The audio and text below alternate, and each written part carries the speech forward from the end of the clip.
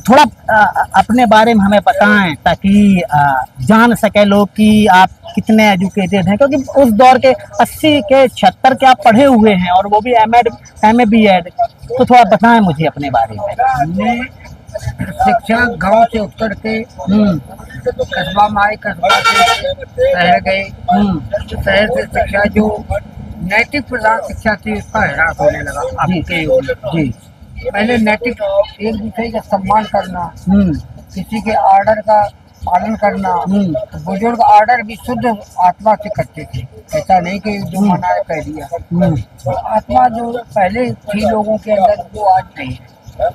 अब तो बदलाव जाति समीकरण बनने लगा, कहीं धार्मिक समीकरण बन रहा है, कभी क्षेत्रीय समीकरण बन रहा है। इस तरह से क्योंकि मैंने जीवन भर संघर्ष किया है, आज इस मुकाम पे बैठे हम, एक इंटर कॉलेज चला रहे, एक अच्छा से चला रहे, किताब दुकानें उकानें हैं, तमाम कार्यक्रम, लेकिन जीवन भर मैंने समाज सेवा में निकाल दिया। पूरा जीवन हमने फुटपाथ बनवाए, हमने नहरों में खुदाई करवाई, हमने सड़कें बनवाई कच्ची। उस जमाने में तक होता 70 और 62 के जमाने में 64 से हम काम यही कर रहे हैं।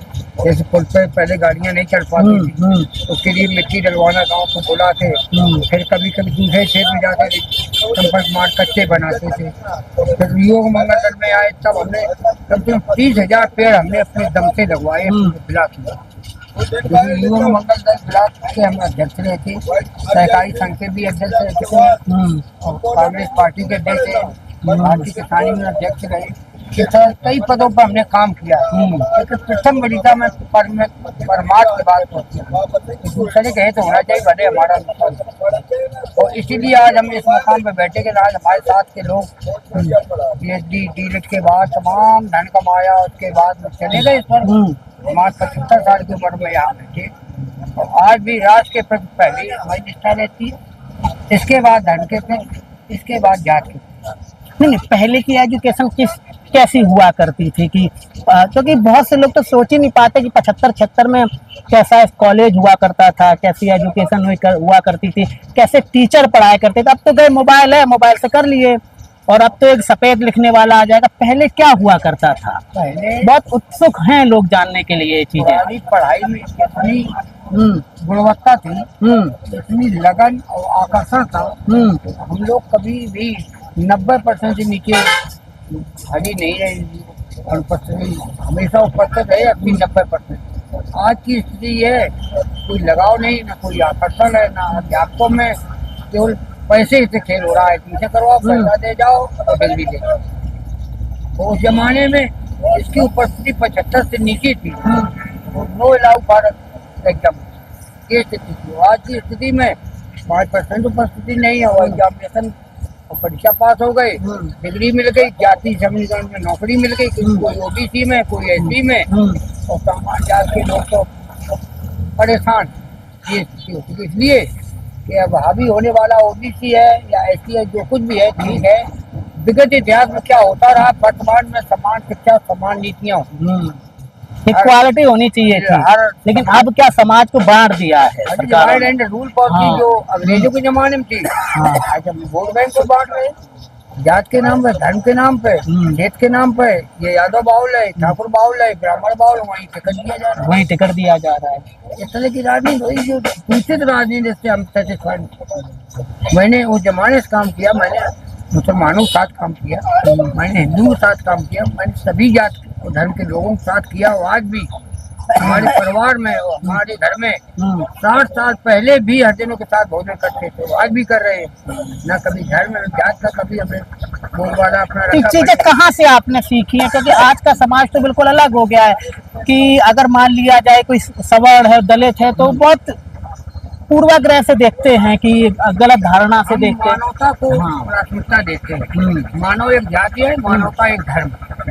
Humanity is the religion, human is the आदमी एक जाति है, और मानवता यदि उसके अंदर है तो वही उसका सबसे बड़ा है। कभी आपका मन नहीं हुआ कि हम राजनीति में चले जाएं, या फिर हम कोई इलेक्शन लड़े, या फिर हम सरकारी नौकरी बड़े पद पर जाए? क्योंकि उस दौर की एजुकेटेड है किया, लेकिन वहाँ यही आड़े आया, या तो घर हमारे आड़े आया, नीचे धरातल से जुड़े थे किसान बिरादरी के लोग हैं, तो इसलिए हम नीचे जुड़े थे, तो धड़ के अभाव में या तो हम रह गए, वंचित रह गए राजनीति में, और या फिर हम जातीय आधार पर कि हमारी शक्ति समाज में जन्म होने की वजह से लोगों ने बढ़ता नहीं दी, ये आक्रामक जातियां नहीं है इतिहास में, इसलिए या तो हमको किनारे पे आगे पहुंचाते रहे या जो भी कारण रहा हो, इसलिए हम सक्सेस नहीं।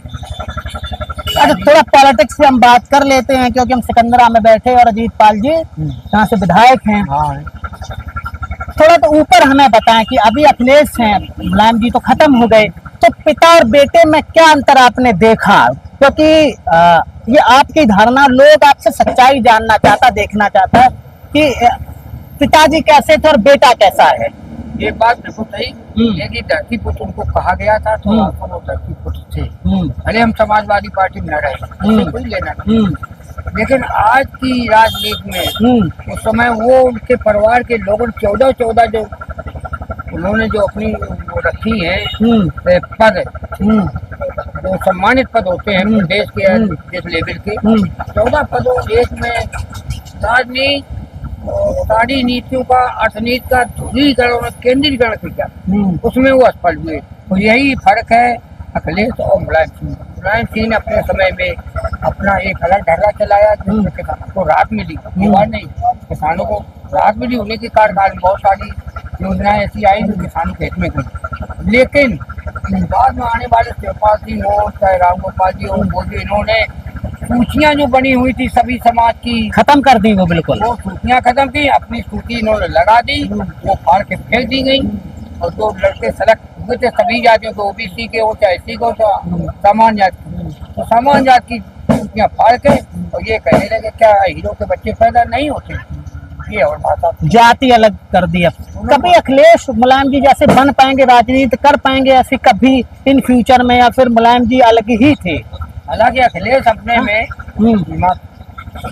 एक हमें लगता है कि कुछ सही बोलते हैं, हम कहते भी हैं, ऐसा नहीं, लेकिन वो जाति जो जहर फैला हुआ समाज के अंदर, प्रदेश के अंदर, क्योंकि हमने ऑल इंडिया टूर पे 4-5 राउंड लेते हैं ऑल इंडिया, और किसी विभाग से जाते हैं, तो हम किसी विभाग का तो देखते ही अवलोकन करते, इसके साथ हम राजनीति के बारे में, चाहे हम दिल्ली गए हो, चाहे पूसा, चाहे पंतनगर गए हो, या मेरठ गए हो, या हजरापुर, जहाँ भी जाते हैं ऑल ओवर इंडिया, उधर MP में भी हमारा पैसा हुआ, जब कई जगह हम गए हैं, जबलपुर भी गए, झांसी और रायमान खेड़ा, लखनऊ, कई देशों में, कई राज्यों में। 2 मिनट और बैठ पर चल रहे, तो 2 मिनट में चल रहे, 2 मिनट खत्म कर रहे हैं, तो हम राजनीति पर भी बात करते हैं, धर्म को भी वहाँ लोगों ने धार्मिक क्या कहा, समझाई। बरेली पहुंचे तो वहाँ एक मंदिर में रखा था मुसलमानों का आना वर्जित है, कहीं मुस्लिम जगह पे गए, जयपुर जोधपुर साइड में तो हिंदू,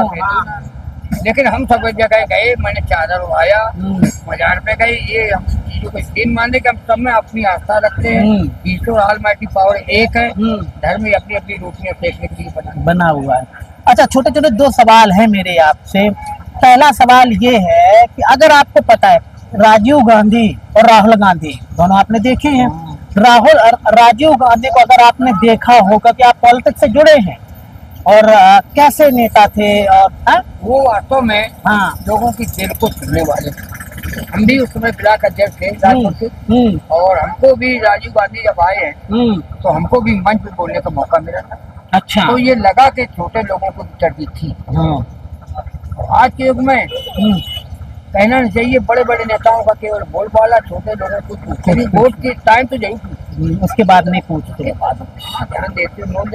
अब हम ऑन रोड रहते तो वो अलग बात, हमारा सम्मान होता, हमारा हर समाज के, हर धर्म के और हर दल के लोग आते हैं, सम्मान भी हमको करते हैं, क्योंकि हम समाज से भी रहे, हम क्या धर्म और इन दलों से उठ करके अपना काम करते हैं। चलो लास्ट सवाल पे आते हैं। कांशी राम जी और मायावती कैसे ये क्षेत्र नेता रही हैं अपने दौर की, कि लगा है कि इन्होंने जो दलितों के नेता कहे जाते हैं, तो लगा है कि इन्होंने दलितों के लिए कुछ भला किया, या फिर सिर्फ यूटिलाइज किया है दलितों को? इन्होंने वोट को ब्राह्मण और क्षत्रियों का विरोध करके वोट को एकत्रित किया। इसके बाद इन्होंने अपने धन का दुरुपयोग करने लगे, उसके बाद इन्हें जात को इतना बढ़ावा दे दिया कि हाई कोर्ट परेशान हो गई, जेलों में डरी गई।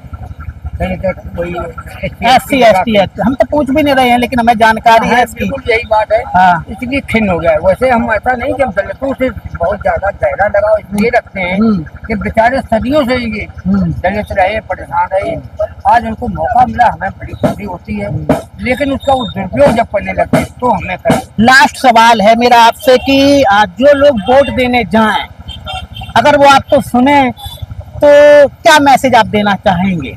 हम चाहेंगे ऐसे सरकार का चयन किया जाए जिसमें सभी धर्म और जात का सम्मान, किसी एक जात को न वरीयता दी जाए, न सम्मान किया जाए, और जो अंतिम छोर पे खड़ा व्यक्ति की वो दिया जाए, और समान आचार संस्था की मेरी भी सभी लोगों का आचार बराबर हो, देश सबका है, राष्ट्र के लिए जब सब हैं हम लोग तो सबसे बराबर। ठीक है, बहुत बहुत शुक्रिया, आपने मुझे अपना समय दिया। और फिर भी आपका कोई सवाल हो उत्तर प्रदेश से लेकर के तो हमसे करें। मुझे देखने के लिए बहुत बहुत शुक्रिया, धन्यवाद।